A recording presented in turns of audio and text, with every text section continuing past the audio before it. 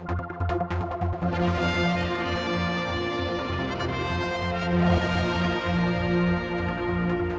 we're on the road this week. Come to a very plush place. I won't tell you where, it's a secret. Actually, it's Chris's house. We're in the kitchen. Everybody knows where this is. They do. He does a lot of interviews here nowadays. We're just joining the queue of people. We're going to do a few podcasts with Chris. It has been a bit of a lapse, but we've got Tynwald coming up soon, and you've got a few things flagged. I think you're going to wait to do the big one possibly until the sitting next Tuesday about AGs and all that sort of thing, isn't it? Yeah, well, there's two areas that have really caught my attention. One is the statement by the Chief Minister, which encapsulates the Comyn response to the Richard Wright KC report on the Rosalind Ranson affair. Okay. But with that one, I've decided what I'd like to do is attend to him for that session. It's so important. Mm-hmm. And then perhaps with your agreement, we can do a piece afterwards. So that's next week. But this week, I've got a few that I want to look at. But with regard to the Tynwald agenda, I think the next item that follows the Chief Minister's statement on the Rosalind Ranson affair is by David Ashford. I think it's item 4. I could be wrong, but I think it's item 4. And it's called the Child First Policy. Now, you'll laugh at this. What drew my attention to it was the fact that the document that is submitted with David Ashford's item 4, is a document that looks really fluffy and motherhood and apple pie. And how could anybody? Something non-controversial then. Absolutely non-controversial, and of course, these things are just what we should be doing, and of course, these days, I'm afraid I can start to get suspicious. They're terrible. So what's going on? Seriously, well, I dive deep into this, and my God, there are going to be people who say, Chris Robertshaw, you're really going too far here. I'm not.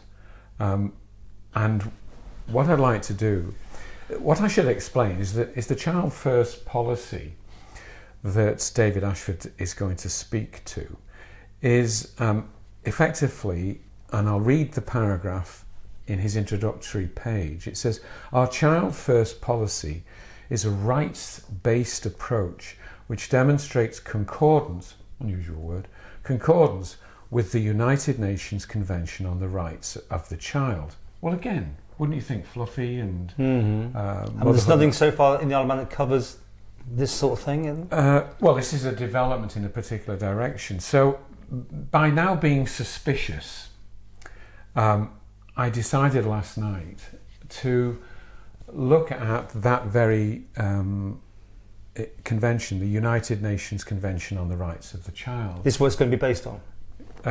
This is what David Ashford is standing up and saying, we're going to comply with this. So it's not a bill, it's nothing else, it's just this is good practice, we should follow these. This is what he'll be saying. Practices from the UN. Yeah. Right. Okay. So I then spent an hour or two going through, I think in some respects there's 54 articles, but I focused on 42. And this is what this particular article is Article 20, and I can't tell you how shocked I was to read this particular article.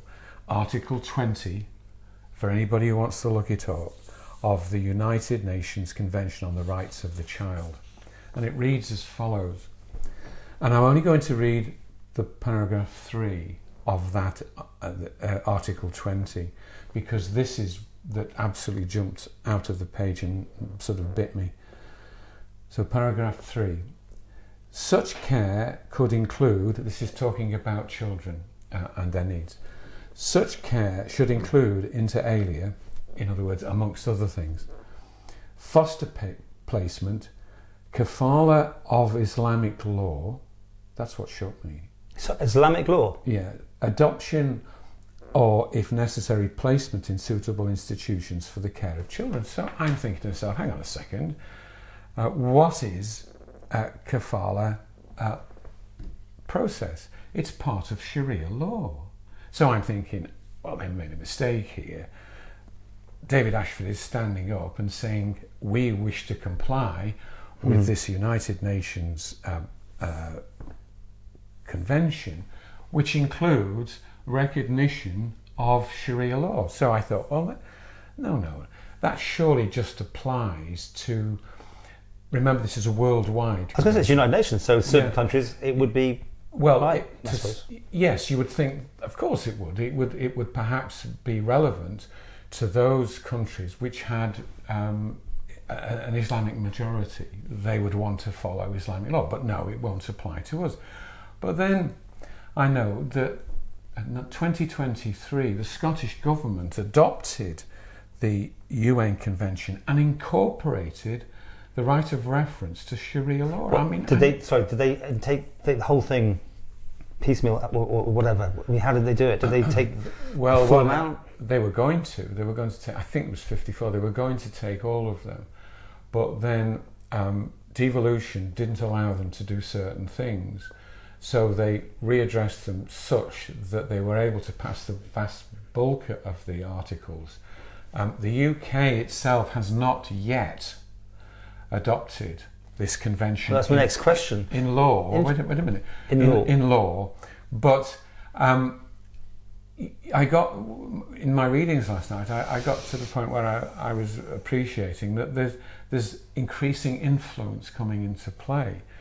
But why on earth would Scotland be willing to adopt recognition of Sharia law? I mean, it's just madness. Now, and then I realised that actually this is part and parcel of being linked to the what's called Agenda 2030.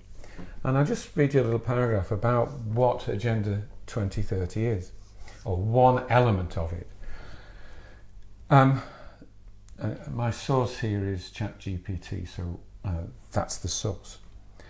And it reads as follows: while Agenda 2030 is a secular global framework, many of its principles, like justice, stewardship of the earth, and care for the poor, are compatible with Islamic ethical values and Sharia objectives. Now, what am I saying here? We're not passing this in law, but what they're doing, what our bureaucracy is doing, is as it were quietening down political objection by trying to present it as something, as I've already said, motherhood and apple pie and fluffy and lovely. What I'm saying, and it's a very, very, very serious issue here, is slowly we're having our democracy taken away from us. That Tynwald's authority is being so slowly, progressively undermined by international law, which is being presented to us in a way that's safe and compatible, when in fact it's not. So my question here, Paul, is what on earth does David Ashford think he's doing? Have you asked him? I haven't asked him. I'm going to listen very carefully on Tuesday to what he says. I mean, he may say that he's only going to take certain sections of that, for instance, and leave out the bits that are contentious, like you just pulled up, for instance. Well, it doesn't necessarily mean he's going to bring out the whole thing. He doesn't say that. His introduction says, our child-first approach is a rights-based approach to which demonstrates concordance with the convention. Now, if he was going to exclude paragraph 3 of Article 20, he should say so. Right. And bearing in mind that beneath all of this lies Agenda 2030, which is, as it were, trying to take us in a direction away from national democracy. And it doesn't just apply to the Isle of Man. It applies to the democratic process as a whole. There's a global world movement now which is trying to override or undermine, perhaps is a better way of putting it, undermine local democracy. And that's why one of my 3 pillars in future IOM, remember I'm not standing, it's not about policy, it's about good governance. You're not a political party? No, I'm not a political party. No, no. Okay. Now I hope that every person going into to stand on the 24th of September 2026 embraces the concept of what good governance is, and we have deficiencies all over the place, and one of them is we are losing our democracy. The officers are more and more in charge of the direction, and they're soft soaping and smoothing objection and leading current members up the garden path. David Ashford should not have missed this. The first thing David Ashford should have done was to look at what's behind the convention, its articles, and how they may or may not apply to the Isle of Man.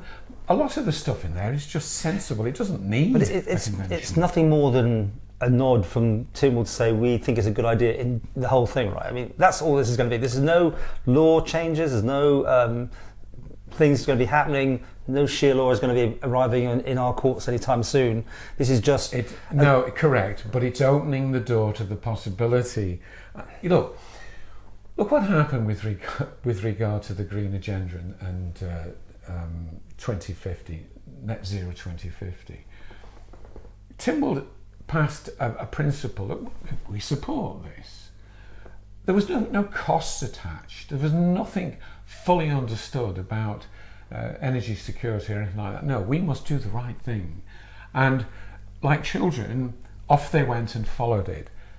Slowly, inevitably, the real issues are coming to bear that all of us presumably want to see a zero fossil fuel future in the long term.